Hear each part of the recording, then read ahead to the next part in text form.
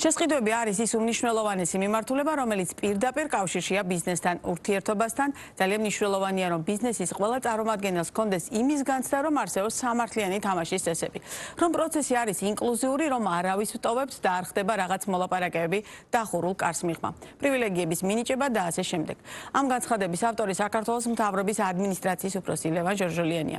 მისივე თქმით, სახელმწიფო შესყიდვის პირველ ეტაპს ბაზრის კვლევა წარმოადგენს და არსებობდა სამწუხარო პრაქტიკა, როდესაც ბაზრის კვლევა 2-3 კომპანიასთან ტარდებოდა.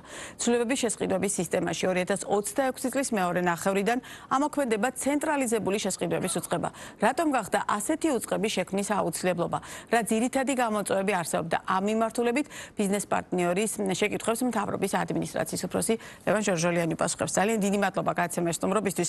ერთ-ერთი ალბათ ის კივნეული და საჭირო საკითხია, რომელთან მიმართებაშიც ბიზნესს აქვს კითხვები, ქონდა ყოველ შემთხვევაში ამ დრომდე და ძალიან მნიშვნელოვანია, რომ აი ამ კითხვებზე პასუხი გავცეთ. თუმცა თავდაპირველად მაყურებლისთვის და განსაკუთრებით ბიზნეს სექტორისთვის კიდევ ერთხელ რომ ავხსნათ, რატომ გადაწყდა ამ სისტემის რეფორმირება, რა გამოწვევები და ხარვეზები დაინახეთ, რომ ამ სისტემას ჩათვალეთ, რომ ამ სისტემას სჭირდება რეფორმა და მიიღეთ მე უკვე ის სტრუქტურული ცვლილებების შექმნის გადაწყვეტილება, რომელზეც აუცილებლად ვისაუბრებთ. მოგესალმებით, მივესალმებით თქვენს მაყურებელს, მადლობა მოწვევისთვის და ამ თემით დაინტერესებისთვის, რომელიც როგორც აღნიშნეთ, ძალიან მნიშვნელოვანია როგორც სახელმწიფოსთვის, ასევე ბიზნესისთვის, იმიტომ რომ სახელმწიფო შესყიდვები არის ერთ-ერთი სფერო, სადაც სახელმწიფო და ბიზნესი ერთმანეთს ხვდება და შედიან ერთმანეთთან საქმიან ურთიერთობაში.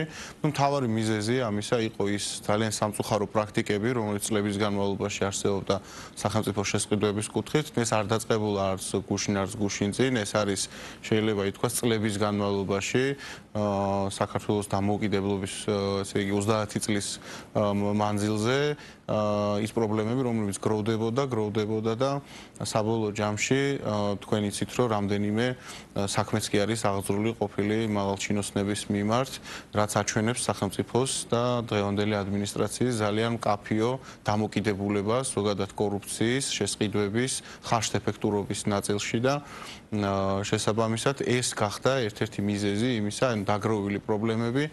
ჩვენ მქონდა ასევე თქვა სამწუხარო შემთხვევები, როდესაც საქმეებიც კი არის აღძრული ამ მიმართულებით, შესაბამისად გადავწყვიტეთ, რომ დაგვეფუძნებინა ცენტრალიზებული შესყიდვების სააგენტო და მარტო სააგენტოს დაფუძნება რასაკვირველია საკმარისი არ არის, ასევე გაგვეტარებინა აუცილებელი შინაარსობრივი რეფორმები, მიგვეღო ძალიან შინაარსობრივი გადაწყვეტილებები სახელმწიფო შესყიდვებთან მიმართებით.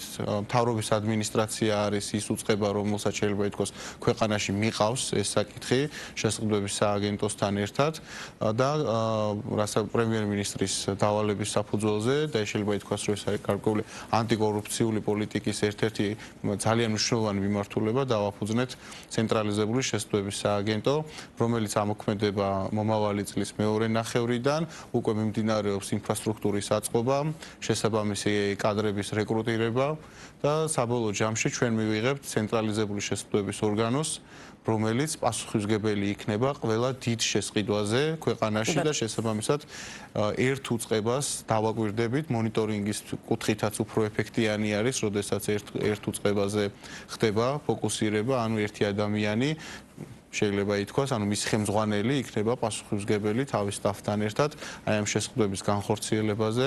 რით არის განსხვავებული? მაყურებლისთვის რომ ძალიან ცალსახა იყოს. რით არის განსხვავებული გარკვეულწილად ხა უკვე შეეხეთ ეს ახალი სისტემა რით იქნება განსხვავებული იმ მოდელისგან, რომელიც აქამდე გქონდა, იმიტომ რომ მეტნაკლები წარმოდგენა შეექმნათ, როდესაც საუბარია ანტიკორუფციულ ღონისძიებებზე, რით ჯობია ეს ამას რომ აქამდე არსებობს. კი ბატონო, თქვენ როგორც იცით, ჩვენ ამ რეფორმასთან ერთად, რომელიც სხვათა შორის ასოცირების შეთანხმებიდან გამომდინარეობს და ერთ-ერთი მოთხოვნა იყო, ვალდებულება იყო, თუმცა ეს ნაბიჯი არ არის გადადგმული, იმიტომ რომ სადღაც ვალდებულება შესრულდეს, ეს რეალურად ქვეყანას ამ წუთას ძალიან სჭირდებოდა. ამასთან ერთად ჩვენ გავუშვით სატესტო რეჟიმში, მაგალითად ბაზრის კვლევის ელექტრონული მოდელი, რომელიც ასევე უზრუნველყოფს იმას, რომ ყველა დაინტერესებული პირი იყოს ჩართული ფასის აღების ეტაპზე, ანუ ბაზრის კვლევის ეტაპზე, რაც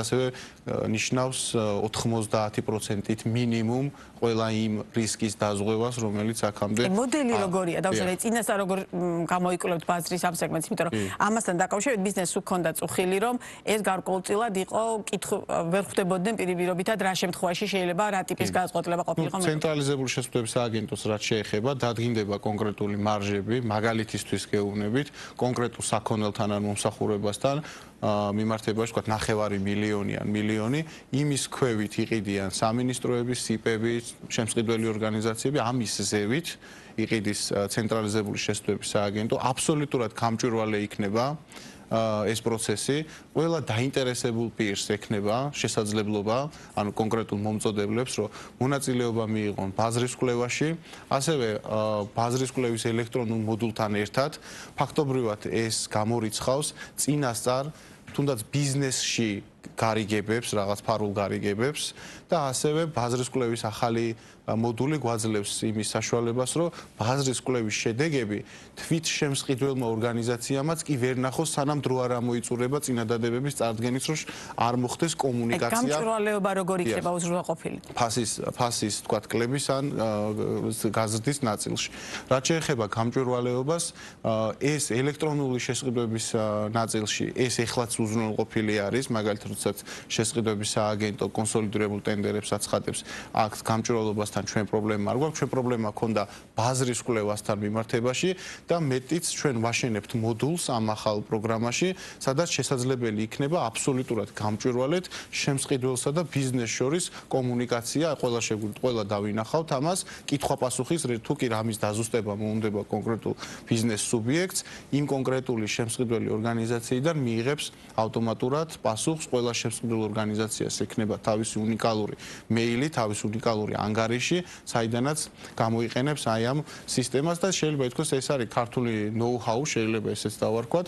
ევროკავშირს არც ერთ ქვეყანას არ აქვს ბაზრის კვლევის ელექტრონული მოდული, ბევრგან არის შესყიდვების ელექტრონული მოდული, რასაკვირველი, მაგრამ ბაზრის კვლევის ეტაპზე ესეთი არც ერთ წევრ ქვეყანას არ აქვს და არც კანდიდატ ქვეყნებს შეიძლება ითქვას, რომ ეს პირველად ჩვენთან დაინერგება. რეალურ ეფექტს და შედეგს, აი გაშვებისთანავე ელოდებით, თუ როგორ მივხვდებით ყველანი ერთად, რომ ეს სააგენტო არის რეალურად ფუნქციონირებადი და ნამდვილად ის, რაც რისი შექმნაც არის. მე როგორც თქვი, ჩვენ აქამდე მივიღეთ გარკვეული ნაბიჯები და გადაწყვეტილებები იმისთვის, რომ შესყიდვების კუთხით ქვეყანაში სიტუაცია გაჯანსაღებულიყო. მაგალითად, მთავრობის ადმინისტრაციაში შეიქმნა სამთავრობო ეფექტიანობის დეპარტამენტი, რომელიც ასევე ზედამხედველობს ამ ნაწილს უწყებებში და შეიძლება ითქვას, რომ ჩვენ წლის ბოლოს გვექნება ანგარიში, ასევე 6 თვის ანგარიში, ანუ 6 თვის არის ეს დეპარტამენტი, თუმცა საკმაოდ სერიოზული და შთამბეჭდავი შედეგები გვაქვს იმ ეკონომიებთან მიმართებაში, რომელიც შეიქმნა წინა წლებთან შედარებით შესყიდვების ფარგლებში, შეიძლება ითქვას, რომ რამდენიმე 10 მილიონ ლარზე არის საუბარი, რომელიც დაიზოგა, აი უშუალოდ აი ამ დეპარტამენტის, ან მთავრობის ადმინისტრაციის ეფექტიანობის დეპარტამენტის და შესყიდვების დეპარტამენტის ერთობლივი მუშაობით, ძალიან სერიოზული შედეგები გვექნება და რასაკვირველია საზოგადოებას ამას გავაცნობთ წლის ბოლოს. კი ბატონო, მონიტორინგის სისტემა ერთ-ერთი ის ნაწილია, რომელმაც პრაქტიკულად უნდა უზრუნველყოს, ხო, რაც შეიძლება გამჭვირვალ და გამართულად. რას გულისხმობს ეს მონიტორინგის სისტემა, რას მოიცავს, რომ მეტნაკლები ინფორმაცია გქონდეს? კი ბატონო, ცენტრალიზებული შესყიდვების სააგენტოს ფუნქცია არ იქნება მხოლოდ ბაზრის კვლევის ჩატარება, შესყიდვა კონკრეტული ორგანიზაციისთვის, ანუ მოდელი რო წარმოვიდგინოთ, კონკრეტული სამინისტრო დაუკვეთავს ცენტრალიზებული შესყიდვების სააგენტოს კონკრეტული საქონლისა მომსახურების შეძენას. ეს სააგენტო შეამოწმებს მათ შორის ტექნიკურ დავალებას, რამდენად სწორად არის გაკეთებული, ხო არ არის მორგებული რომელიმე კონკრეტულ ბრენდზე ან კონკრეტულ კომპანიაზე. ასევე შემდეგ განახორციელებს შესყიდვის პროცედურას, ბაზრის კვლევის პროცედურას, შესყიდვის პროცედურას და შემდგომში გააკონტროლებს, რომ მიწოდება და შესრულება იყოს შესაბამისი ხელშეკრულების და იყოს ხარისხიანი. ჩვენ მათ შორის პრობლემები ჰქონდა ხარისხთან მიმართებაშიც, როგორც საქონლის მიწოდების კუთხით, ისე მომსახურების მიწოდების კუთხით. ეს ეხა ამას არ ეხება, მაგრამ იგივე ინფრასტრუქტურის მიმართულებითაც ხარისხთან დაკავშირებით იყო სერიოზული პრობლემები და ამ ნაწილშიც, ეს ამას არ ეხება, მაგრამ ინფრასტრუქტურის სამინისტროსთან ერთად ძალიან აქტიურად მუშაობთ, რომ ჩვენი მიზანი არის სახელმწიფომ გადაიხადოს საბაზრო ღირებულება. არც მეტი, არც ნაკლები ვაჭრობის შედეგად წარმოქმნილი საბაზრო ღირებულება და ერთხელ და სამუდამოდ ამ ქვეყანაში გაჩნდეს განცდა და ფაქტად შედგეს, მხოლოდ განცდა არ არის საკმარისი, ეს ორივე ერთმანეთს უნდა ავსებდეს, რომ ბიზნესისთვის არსებობს თანაბარი გარემო, არავისთვის არ არის რაღაცა მორგებული პირობები, რაღაცა შეთანხმებები. და არ დაჭირდება ბიზნეს პირობითად ამათვიმ ჩინოვნიკთა სატელეფონო ზარი. აი ზუსტად, ეს ფაქტი უნდა შედგეს და აი ეს ამ ბოლო წელიწადნახევრის განმავლობაში მიღებული გადაწყვეტილებები თუ დაგეგმილი რეფორმები სწორედ აი ამისკენ მივდივართ და ეს მარტო ამას არ ეხება ამ განცდას ან ფაქტს. 8 მილიარდის შესყიდვებს როცა ახორციელებ, ხო, სახელმწიფო, მნიშვნელოვანი ეს მათ შორის ხარშეფექტურობის. ანუ 2024 წელს 8 მილიარდის შესყიდვა განხორციელებული. საშუალოდ ესე ვახორციელებთ მშენებლობასთან ერთად და შეიძლება ითქვას, რომ როცა აი ამას ახორციელებ, მნიშვნელოვანი არის, რომ ხარშეფექტური იყოს ეს, ვაჭრობები შედგეს ყველგან, რომ მეტი ეკონომია დაგრჩეს ბიუჯეტში, რომ ეს ეკონომიები მერე ისევ იმ პროგრამებში მიმართო, რომელიც აუცილებელი არის ქვეყნის განვითარებაში. კი ბატონო, და ერთი მნიშვნელოვანი ნაწილი ეს არის კადრები. ვინ იქნებიან ამ სააგენტოში? თქვენ დასასწავლის სასწრით ახსენეთ, რომ ხო მიმდინარეობს დაკომპლექტების პროცესი. ამას აქვს ძალიან მნიშვნელობა, რომ აი ეს ნაწილი კორუფციის მიმართულება, რაზეც ახლა გაქვთ გაცხადებული საჯარო პოლიტიკა, რომ ეს მაქსიმალურად იყოს გამორიცხული, ხო? რამდენად ვიქნებით საზოგადოება დარწმუნებული, რომ კადრების ნაწილში იქნებიან ის კადრები, რომელთაც ერთი კვალიფიკაცია ექნებათ სათანადო და მეორე დაუშვათ გარიგებების და აი ამ ნეპოტიზმისა თუ დაუშვათ ამ ტიპის პრობლემებისგან იქნება დაცული. რიგში მნიშვნელოვანი რაც არის, რომ ჩვენ მთლიანად ელექტრონულ სისტემაზე გადავდივართ შესაბამისად რაღაც გარიგებები დახურულ კარს ფაქტობრივად გამორიცხული არის. ნუ რაც შეეხება კადრებს, ძალიან მაღალი სტანდარტი გვექნება სახელმწიფო შესყიდვების გამოცდილების მიმართულებით, ხელმძღვანელიც იქნება ძალიან გამოცდილი და ავტორიტეტული აი ამ მიმართულებით და შესაბამისად იქნებიან კადრების. თუმცა თავარ შედეგებს საზოგადოება დაინახავს შედეგებში, ანუ როდესაც გარკვეული პერიოდის შემდეგ ჩვენ გვექნება შედეგები, რა ეკონომიები ქონდა სახელმწიფოს ადრე და ეხლა რამდენი აქვს და რამდენად სწორად იყო, რამდენი დავა წარმოიშვა. დავებიც მათ შორის ერთ-ერთი ინდიკატორი არის იმისა, თუ ბიზნესი რამდენად მიდის სასამართლოში ან დავების საბჭოში და რამდენად ითხოვს, თქვათ, იგივე დისკრიმინაციული მოპყრობის ან სხვა ნებისმიერი საკითხს აყენებს კონკრეტულ უწყებაში, ეს იქნება სასამართლო თუ დავების საბჭო.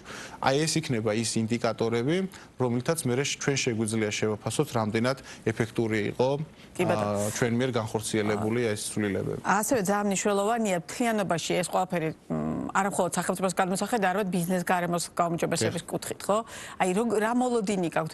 ქონდა თუ არა ბიზნესთან ამ საკითხზე კონსულტაცია, ან გეგმავთ თუ არა შეხვედრებს ამ მიმართულებით და მათი მთავარი წუხილი ამ ნაწილში რა არის და ეს სისტემა, რომელსაც ახლა მე და თქვენ ვლაპარაკობთ, რამდენად პასუხობს ბიზნესის წუხილებს აი ამ მიმართულებით? ნახეთ, როდესაც სისტემას აქვს გარკვეული პრობლემები, ბიზნესი შეიძლება ითქვას, რომ ექცევა ამ სისტემის ზეგავლენის ქვეშ და მე თვითონ ვცდილობს გარკვეული შეთანხმებებით, რაღაცა მოკლედ გარედან გარკვეული ბენეფიტების უხეშად რო ვთქვათ, ჩაწყობებს და ასე შემდეგ და ქონდა ეგეთი პრაქტიკებიც, არიან კომპანიები, რომლებიც ერთმანეთში რიგდებიან, ბაზარს ხელოვნურად იყოფენ, ეს მარტო ანუ სახელმწიფოს მხრიდან არ იყო, რა ბიზნესაც ძალიან სერიოზული პრობლემები აქვს, მაგრამ აქ შეიძლება ითქვას, რომ სისტემამ არ უნდა გიკარნახოს ეს, ან უნდა დააზღვიოს აბსოლუტურად სისტემამ, ამაში არის სახელმწიფოს პასუხისმგებლობა, რისკენაც ჩვენ მივდივართ და შეიძლება ითქვას, რომ ძალიან დიდი გზა, სერიოზული გარდატეხები შევიტანეთ ამ მიმართულებით. დღეს შეიძლება ითქვას, რომ ბიზნესის მხრიდან მსგავსი პრეტენზია ან მსგავსი განცხადება ფაქტობრივად არ მოგვისმენია. ჩვენ მე აქ საუბარი მაქვს როგორც საჯაროდ, ისე არასაჯაროდ, იმიტომ რომ ჩვენ სულ კონტაქტზე ვართ. შეიძლება ითქვას, რომ ერთ-ერთი ყველაზე, მაგალითად პრემიერ მინისტრს ალბათ რამდენიმე შეხვედრა აქვს კვარტალში ერთხელ მთელ ბიზნეს სექტორთან და ისმენს აბსოლუტურად ყველა თქვათ ეს იქნება პრობლემაზე, გამოწვევაზე თუ ასე შემდეგ. მაგალითად ბოლოს BAG-ის კონფერენციას ესწრებოდა, სადაც მან მოისმინა აბსოლუტურად ზოგჯერ კრიტიკულიც იყო ეს კონკრეტულ პრობლემას უკავშირდება და აბსოლუტურად ყველაფერზე ჰქონდა პასუხი, იმიტომ რომ პირველ რიგში არსებობს პოლიტიკური ნება, რომ ეს საკითხები გადაიჭრას და არსებობს მიზანი, რომ ერთხელ და სამუდამოდ შეიქმნას განცდაც და ფაქტით შედგეს, რომ სამართლიანად მიმდინარეობს ამ ქვეყანაში ყველა ბიზნეს პროცესი, შესყიდვები და რომ ჩვენი მიზანი არის მაქსიმალურად ხარჯ-ეფექტიანად დავხარჯოთ ბიუჯეტი და გაუფრთხილდეთ აი ამ თელს პროცესს, რომელსაც ახლა ჩვენ ვაგებთ და შეიძლება ითქვას, რომ ძალიან დიდი ნაწილი გავიარეთ კიდეც და საკმაოდ წარმატებითაც, იმიტომ რომ მე როგორც ვთქვი, წლის ბოლოს ძალიან ერთ-ერთი შთამბეჭდავი შედეგები გვექნება ეკონომიკაში. ამ შედეგებს აუცილებლად გავაშვებთ, ბუნებრივია და სიამოვნებით გიმასპინძლებთ კვლავაც ამ შედეგებზე სასაუბროთ პირდაპირ ეთერში, თუმცა ვიდრე დაგემშვიდობებოდეთ, თითქოს არ ეხება და არ ეხება რეალურად შესყიდვას, მაგრამ ეხება მთლიანობაში ქვეყნის ეკონომიკურ გარემოს, ბიზნეს გარემოს, რადგან ამ შეხვედრაზე მოგიწიათ შუა დერეფნის საკითხებზე საუბარი. ეს არის ამერიკის შეერთებული შტატების სახელმწიფო დეპარტამენტის წარმომადგენელთა შეხვედრა, რომელიც პირდაპირ იმ ქვეყანაში იმყოფებოდა ტრამპის მარშრუტის, იგივე სანგიზურის მარშრუტის და რამდენად უსაფრთხოდ მოხდება ამ ამერიკული ტვირთების გადაადგილება შუა დერეფნის არეალში და შემდგომ.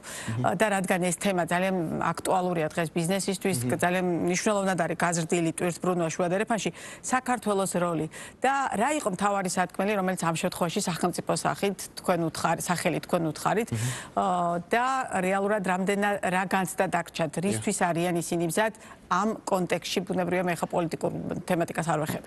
სახელმწიფო დეპარტამენტის დელეგაციას შევხვდით, უფროს მრჩეველი იყო ჩამოსული.